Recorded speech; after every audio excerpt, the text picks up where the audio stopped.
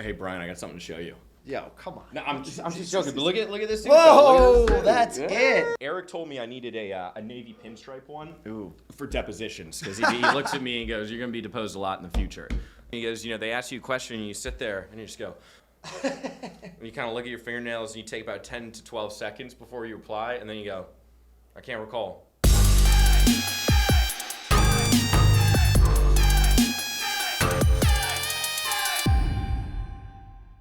We're back. Welcome to This Week in Money. This Week in Money, Brian. It's good to be back. Thanks for having me. I missed you. I missed you too. It was a long weekend without you. Called my mom, sent her some flowers, sent her a nice little gift. It was great. What a saint, and she raised a saint. So can't thank her enough. That's it. Speaking of saints, Brian, Martha Stewart is the latest Sports Illustrated model. At 81 years young, Martha Stewart became the oldest cover model ever for Sports Illustrated. Martha explained part of why she agreed to do the cover was that I think all of us should think about good living, successful living, and not aging. The whole aging thing is so boring. You know what I mean? cheers to Martha. Cheers to Martha. I could not agree with her more. Cheers, Martha. Cheers. Now, I hate beer. Now, Stewart left her you were career. gonna gun for the Bud Light sponsorship. I'm gunning for it. That doesn't mean I have to like the product. Listen, for the right price, I'll put my face behind anything. Stewart left her career in modeling and then later stockbrokering to open her own catering company. And she went on to write 98 lifestyle books, launch her own magazine, Martha Stewart Living, that I spent a lot of time with as a 13-year-old, host her own talk show Martha's and a radio boss. shows. But the one thing, Brian, is she hasn't replied to my DMs. It's like, hey, Martha, looking gorgeous. I tag her and stuff, and I even wished her a happy birthday. She's a babe. I like how she dabbled on Wall Street a little bit. I know. I didn't know that about her. I love her. She's the best. She was innocent. She's written 98 books. 98. We need 2 more for hit that 100. Have you read 98 books in your life? Nope. I don't think so. I couldn't name 10 books. Martha, please reply to my DMs. You are a saint and a national treasure that must be protected Cheers at all to you, costs. Martha. 81 years young. Tucker Carlson is scheming. The former Fox News anchor, Tucker Carlson, is plotting to make Fox News implode if he's not allowed to take his show elsewhere during his non-compete clause, which is in his contract. Carlson technically remains employed by Fox News, which has not technically terminated his employment and is still paying him $20 million a year. Not bad. The right-wing broadcaster got dumped by the conservative network in April, nearly a week after settling a defamation lawsuit with Dominion Voting. What's interesting, Brian, is that sources have said that Tucker's ouster was a necessary part of the Dominion lawsuit. And however, Fox says that it wasn't. The attorney for Dominion says that it wasn't.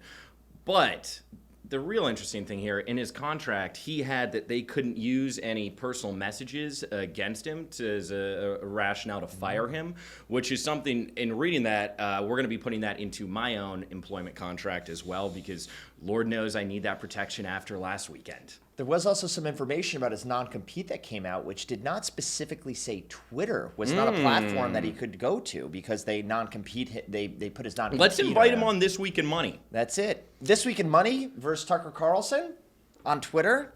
Who's going to win? Can we cuck the Tuck? Tune in to find out. Tucker, this is your open invitation. We'll have some Bud Lights together. And some Zyn for him. Some Zyn. He loves the Zyn. Let's do it. Everything you need. Come on, Tucker. We're waiting. Linda Yaccarino, if that's how you pronounce her name, and this is our 3rd time doing it because who knows, has been nominated to be the new Twitter CEO. Elon announced this news in a tweet last Friday. Linda comes to Twitter as the former head of advertising at NBC Universal. And in the announcement, Elon said that he's going to be focusing on product design and new technology.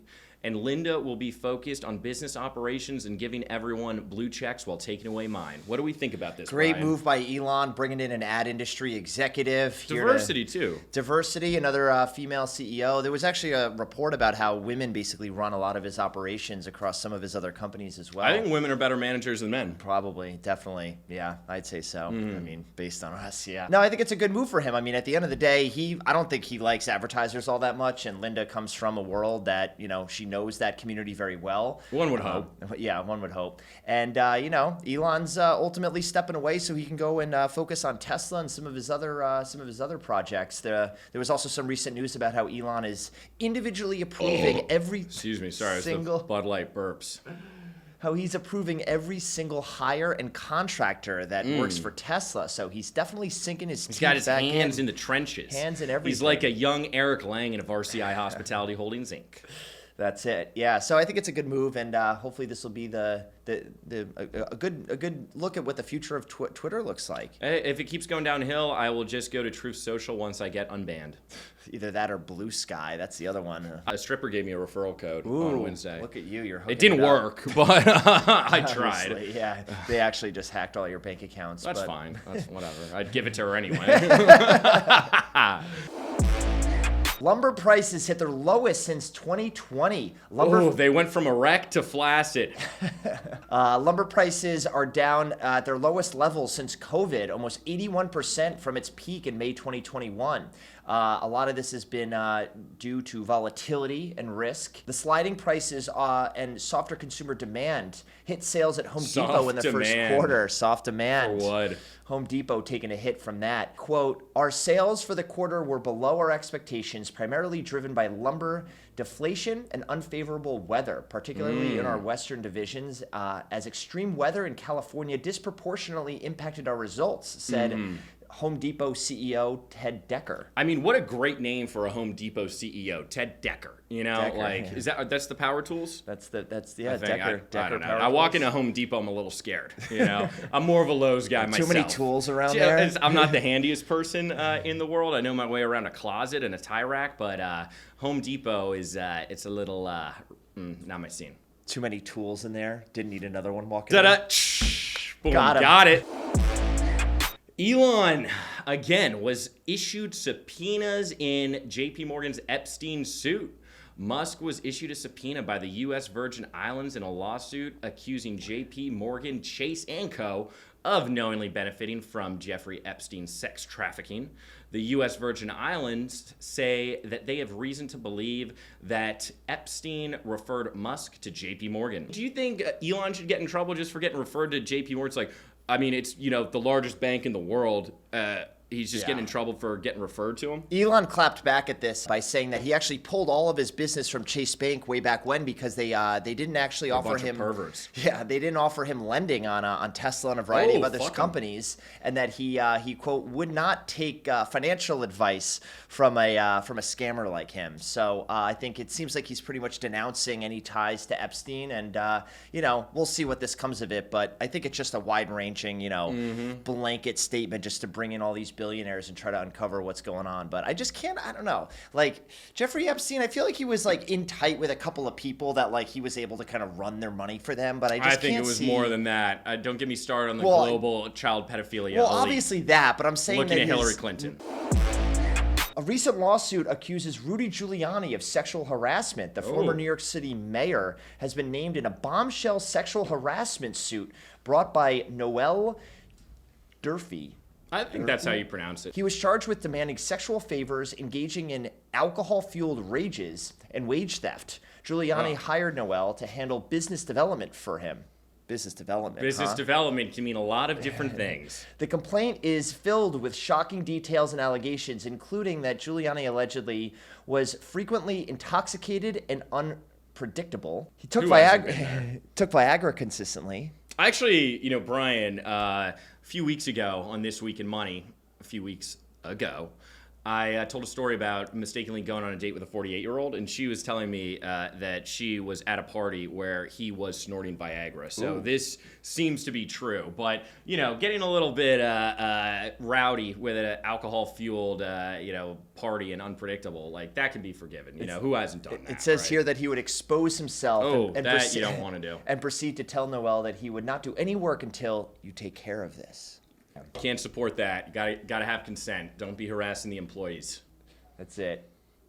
Or snorting Viagra. Man, what a fall from grace. Once lauded as like I know, the savior for New York City, and now all of a sudden he's going down about someone like who would this. have benefited from being assassinated. He was kind of at the high of his career, and if we took him out then, someone took him out then, he could ride off into the Hall of Fame and be remembered greatly in history. And now we're talking about him snorting Viagra. There was another story that came out about him offering pardons for $2 million if they went through him, because then him and Trump would split the fee. Oh, Rudy, what have you become? Now, Brian, an issue that I wanted to talk with you about that I don't want to make a big deal, but remote work comes with daytime drug and drinking habits. A May 2022 study by the Federal Reserve Bank of Atlanta has shown that substance abuse disorders have increased by 23% since the pandemic began and now affect 1 in 6 people. They say that it's a lot of the access of being by yourself, not being around your bosses, your coworkers, being able to snort a line or drink a Bud Light, when no one's looking, that has led to this. And now it's starting to affect people as they return to the office. What do we think? Do we think this is true? Because I can guarantee 100%. This is. 100%. It's like, hey, 2:00. You've It's already happening to worked me. out. Yeah. I was smoking. No, not more. me. Not me. Yeah, of course not.